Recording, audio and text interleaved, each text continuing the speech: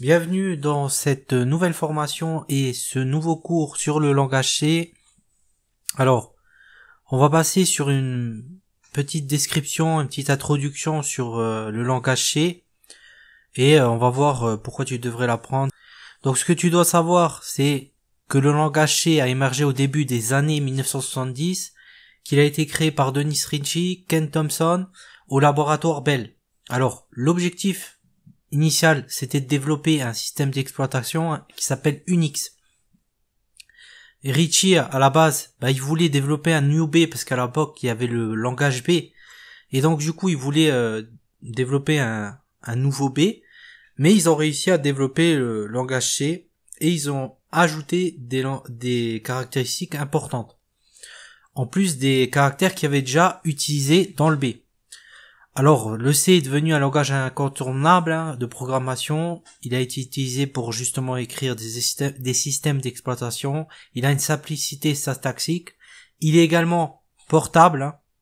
Le langage C est portable, donc du coup il a une portabilité. Tu peux le transporter sur d'autres environnements. Encore faut-il le compiler. Il a une performance qui contribue à la popularité qu'il a.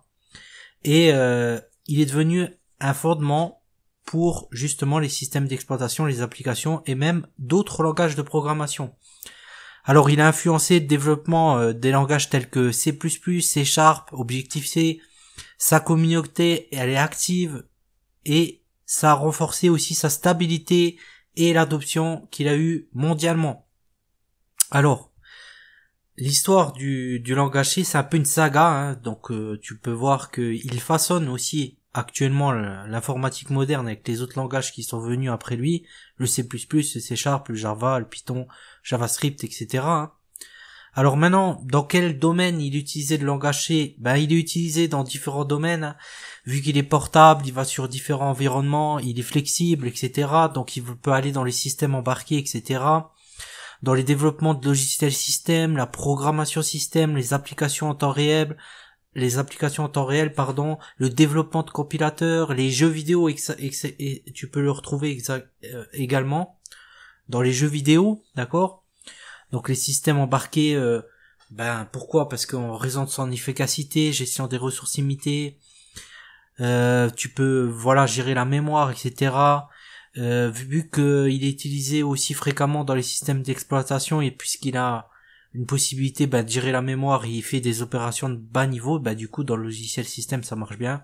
Les applications en temps réel, pourquoi? Parce qu'il a une réactivité, il a une possibilité d'avoir des systèmes de contrôle que d'autres langages bas niveau n'ont pas. Dans les compilateurs également pour compiler des outils de programmation, des programmes, etc. ou des langages de programmation. Dans le jeu vidéo aussi.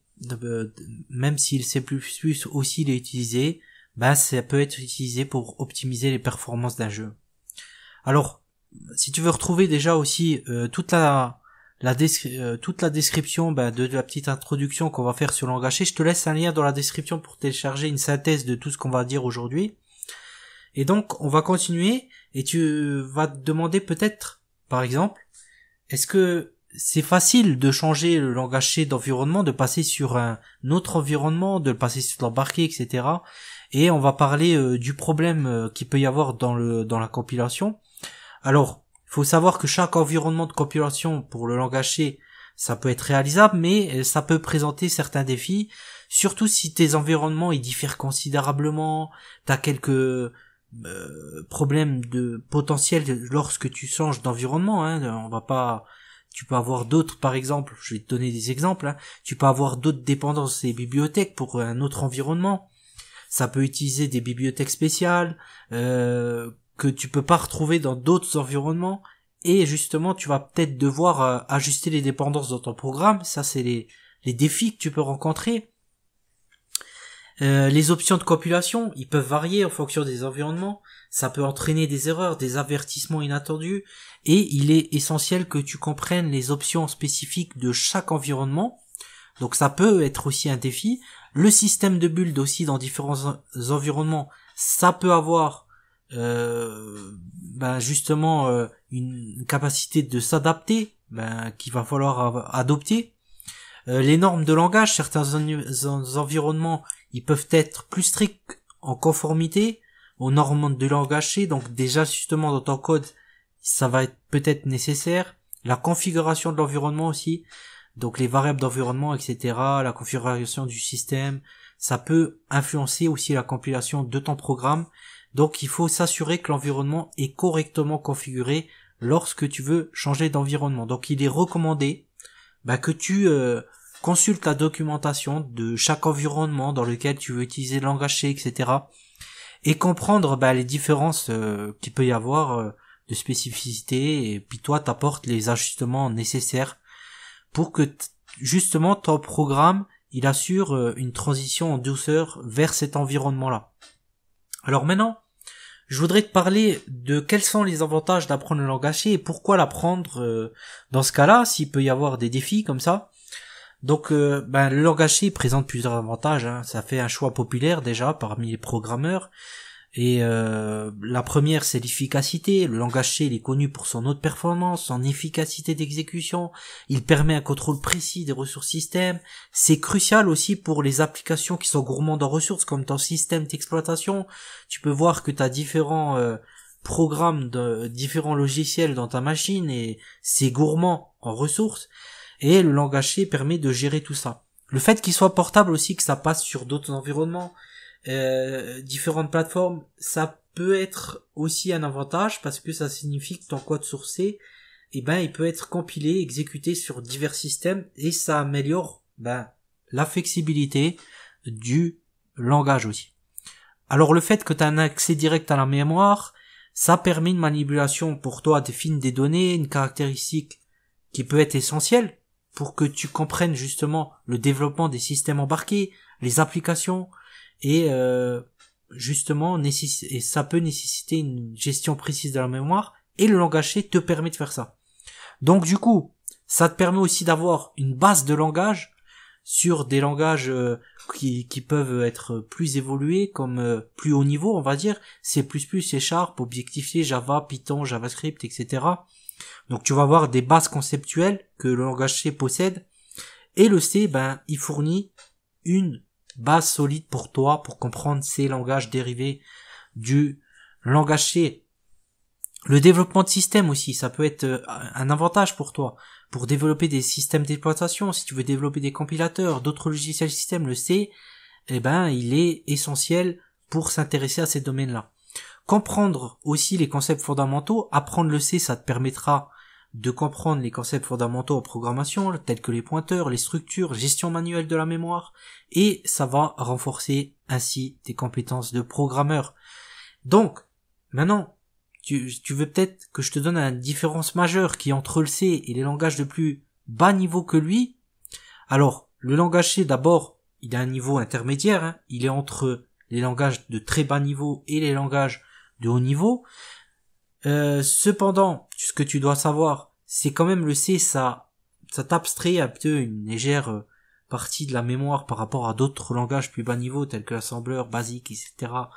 Et le fait d'utiliser des pointeurs pour accéder directement à la mémoire, mais sans avoir la gestion détaillée de l'allocation comme dans les langages de plus bas niveau, hein, aussi, il y a un autre avantage, c'est que c'est portable, donc du coup, c'est mieux. Tu peux passer sur d'autres environnements plus portables, etc. par rapport à un langage de plus bas niveau. Les structures de contrôle, le C il dispose de structures de contrôle donc plus avancées que les langages de bas niveau. Il propose également des boucles, des structures conditionnelles plus flexibles, tu vois, et ça simplifie la programmation.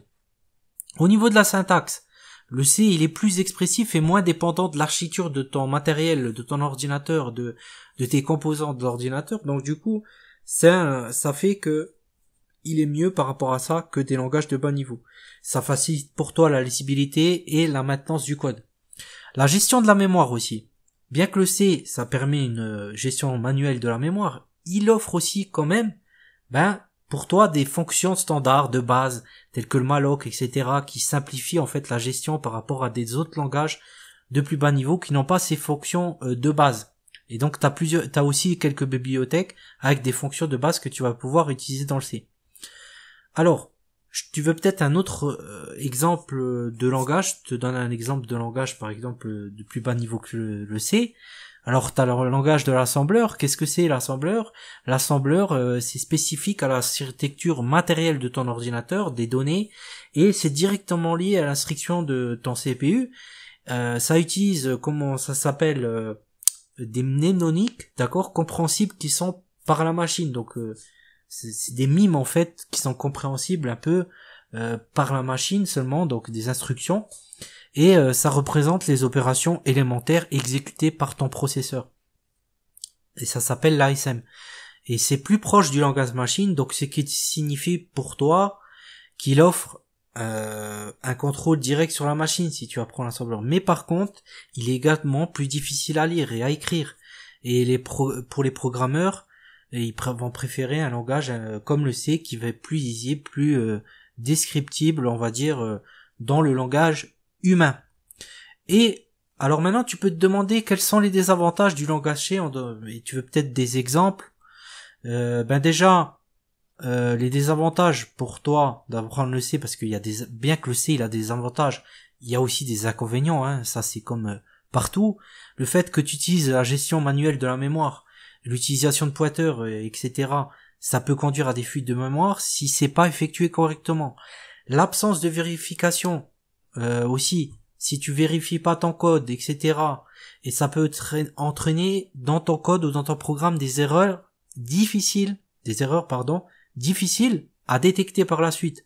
Le faible niveau d'abstraction aussi, ce qui, par exemple, ça signifie que sur certaines opérations qui nécessitent par exemple une syntaxe complexe, par rapport à des langages de plus haut niveau, par exemple, si tu utilises du C, tu vas avoir une syntaxe beaucoup plus complexe que d'autres langages qui sont plus haut niveau, comme du Java, du Python, etc., ou du JavaScript.